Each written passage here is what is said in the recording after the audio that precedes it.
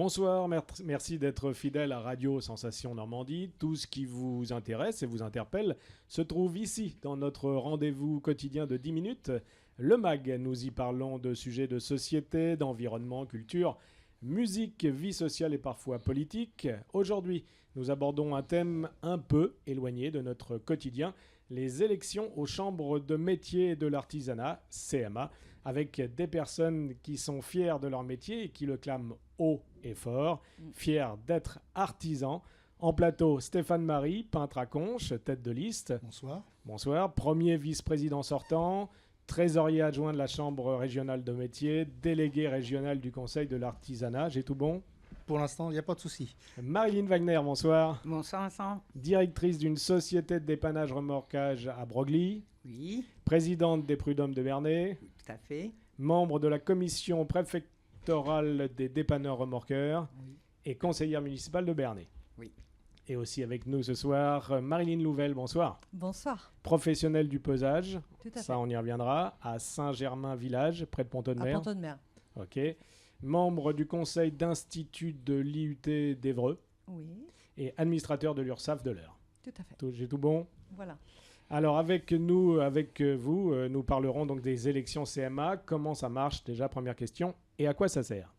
Alors, à quoi ça sert? Une élection chambre de métier, c'est fait pour représenter les artisans au quotidien, aider les artisans. C'est une chambre de métier, est une chambre de métier, est un service de proximité.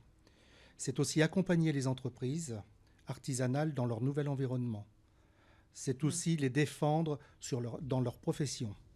Et c'est aussi rester patron chez soi. Ok. Et justement, votre liste, est-ce que vous pourriez un peu nous la présenter? Alors, notre liste, elle comporte 56 candidats qui maillent le territoire. On représente plus de 35 métiers. Nous avons 15 candidats dans le bâtiment, dont 2 femmes, et plus de 10 métiers représentés. Dans les services, 19 candidats, dont 11 femmes, 15 métiers représentés. En fabrication, 12 candidats, dont 7 femmes, 8 métiers représentés. Et en alimentation, 10 alimentaires, dont 2 femmes, et on représente 5 métiers. C'est-à-dire qu'on a essayé de mailler le territoire au maximum, tout en diversifiant les métiers. Ok, et justement, oui. Et ces gens-là, pour certains, sont élus dans des structures qui gravitent aussi autour de l'artisanat. Je pense à l'URSSAF, on en a parlé tout à l'heure. Je pense au conseiller des prud'hommes, à la santé au travail aussi pour d'autres candidats. Voilà, on essaie de mailler réellement le territoire dans sa diversité et dans un environnement économique varié. Et justement, dans votre liste, il y a, vous l'avez cité, des métiers au féminin ou des femmes. Oui. Quel est le pourcentage et Alors, quels sont plutôt les métiers aujourd'hui féminins? Aujourd'hui, nous avons sur notre liste 22 femmes, ce qui représente environ entre 35 et 40% de candidates au féminin, dans des métiers aussi variés que dépanneur ou remorqueur. Et alors, j'allais dire peseuse. La métrologie appliquée au pesage. Alors là, On oui, expliquera. petite explication, parce que professionnel du pesage, c'est quoi exactement? Voilà, donc ça concerne tous les usages réglementés lorsqu'on utilise un instrument de pesage. Le domaine le plus connu, le plus parlant, c'est la vente directe au public, que sont vos commerçants. Et lorsqu'ils pèsent votre beefsteak ou vos aliments, vos fruits, vos légumes, etc., à ce moment-là, la transaction est réglementée. Donc l'instrument de pesage est surveillé, etc., contrôlé. On travaille avec des agréments d'État et on intervient pour garantir que l'instrument est conforme. D'accord. Voilà. Une consultation qui concerne chaque artisan dans sa relation de proximité avec la chambre de métier. Quelle est cette relation aujourd'hui et comment se porte-t-elle? Et faut-il l'améliorer? Et si oui, comment? Alors, on peut toujours améliorer une relation avec les artisans. La première chose, c'est de garder un service de proximité comme on le fait depuis une dizaine d'années avec Guy Lenné, qui est le président actuel. Maintenant, comme toute chose, on peut toujours améliorer. Je pense surtout au niveau des services, d'individualiser les services que l'on peut rendre. Aujourd'hui, on était plus sur quelque chose de collectif. Je pense qu'il va falloir qu'on aille sur quelque chose de plus individuel, de manière à répondre très correctement aux demandes des artisans. Et comment vous allez mettre ça en place, justement? Comment on va le mettre en place? Alors, vas-y, je te laisse. On travaille effectivement, ce sont les différents services à la chambre de métier de l'Eure, qui est une chambre de métier qui est très organisée, très structurée, avec des personnels très très compétents, une équipe de laquelle nous sommes très très très très proches. Et on œuvre effectivement beaucoup pour développer la proximité, pour s'adapter aux vrais sujets d'aujourd'hui, les vrais problèmes des artisans d'aujourd'hui. Alors, un problème de cette élection, comme pour beaucoup d'élections malheureusement aujourd'hui, c'est que j'ai cru comprendre qu'on vote peu dans cette élection. On vote vraiment trop peu. Aux dernières élections, il y a 6 ans, puisqu'on a été décalé d'une année, les élections sont en général tous les 5 ans, mais là, compte tenu des élections régionales de l'année dernière, celles-ci, les nôtres ont été décalées d'1 an, le pourcentage de vote n'était que de 16%. Et comment on peut imaginer faire changer cette tendance? On fait beaucoup de terrain, on envoie beaucoup de mails, on met tout en œuvre justement pour se rapprocher des artisans. Oui.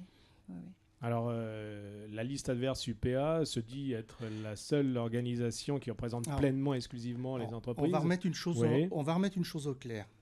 Dans l'UPA, dans l'Eure, il n'y a pas d'UPA. D'accord. Que les choses soient claires. La liste que l'on a en face est une liste qui est menée par Gabriel Desgroas, qui est ancien président de la CAPEB de l'Eure, qui est aujourd'hui président de la CAPEB régionale, édulcoré de quelques métiers qui gravitent autour de l'artisanat. Mais lorsqu'on présente une liste avec pratiquement la moitié de bâtiments et 5 ou 6 couvreurs dedans, on n'a pas de diversité, on n'a pas de maillage de territoire. Et je pense que là, il y a de la désinformation qui est faite. Nous sommes, depuis, avec Guy, depuis plus de 10 ans, aux commandes de cette chambre de métier. Et si on ne représentait pas l'artisanat, je pense qu'on ne serait plus là. Oui, si je peux me permettre. Juste, je voudrais dire que moi, je suis UPA, que je ne suis pas sur la liste adverse. Et que je suis également élue depuis 10 ans. Je candidate pour un 3e mandat. C'est dire à quel point notre engagement est grand et que l'étiquette UPA doit être mise entre parenthèses parce que ça n'a rien à voir. D'accord. Et il n'y a pas... Oui, Marilyn? Non, une précision. Est-ce qu'il y a malheureusement auprès des artisans aujourd'hui des gens qui considèrent ça comme des querelles de clocher et qui trouvent dommageable qu'il y a encore ce genre de querelles intestines? Je pense que c'est dommageable pour l'artisanat dans son ensemble, très honnêtement. Par contre, aujourd'hui, je pense que seuls les artisans avertis et au fait de ce sujet-là sont les seules personnes qui s'y intéressent. Pour le reste, je pense qu'il faut qu'on travaille justement sur un programme, qu'il faut qu'on travaille sur les prestations que l'on a fournies, sur le service qu'on a rendu aux artisans depuis je vais revenir depuis une dizaine d'années, quoi. Voilà. Il faut savoir que moi, je suis élu depuis 25 ans à la Chambre de métier. Donc les problèmes des artisans, ils sont bien au-delà des querelles de clocher d'une formation politique ou d'une autre. Et justement, depuis 25 ans, comment vous voyez évoluer le monde de l'artisanat? Le monde de l'artisanat, il a évolué, pas depuis 25 ans. Je dirais que des artisans, ça existe depuis la nuit des temps. Des métiers ont disparu, d'autres ont repris la suite. Les métiers de l'artisanat sont vastes, c'est plus de 250 métiers. Donc effectivement, il y a des métiers qui disparaissent, d'autres qui évoluent.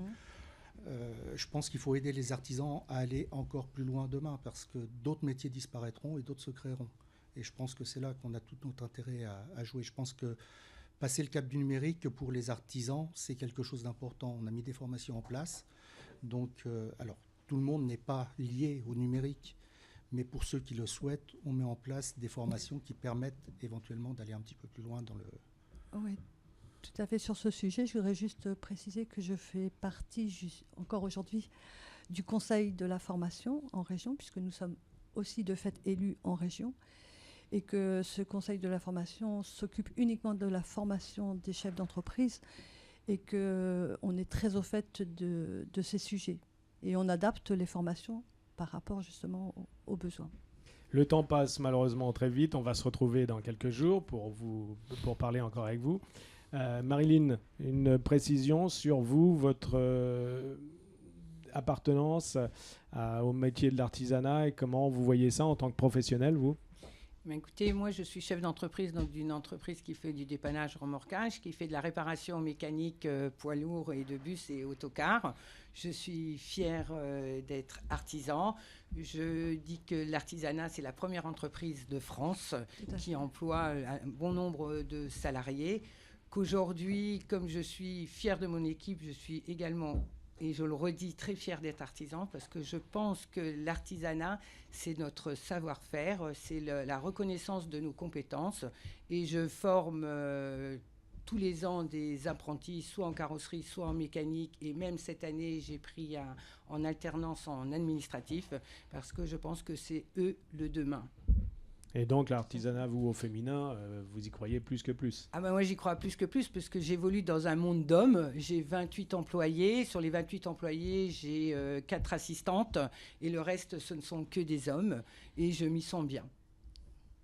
Pour tout connaître de votre programme ou en savoir un peu plus sur votre liste, un numéro de téléphone, une adresse mail, un site internet? On a un site, on a une page Facebook, donc Fier Artisan 27. On peut mettre mon numéro de téléphone aussi, il n'y a aucun souci, 06 68 61 17 42. Je répondrai sans problème à toute question qui me sera posée. Merci de votre présence, en tout cas sur notre plateau. Merci. Vous pouvez nous retrouver pour ce mag en podcast sur notre site internet radiosensation.fr et sur notre chaîne YouTube. Bonne soirée sur Sensation Normandie. Merci beaucoup. Bonne soirée. Au revoir.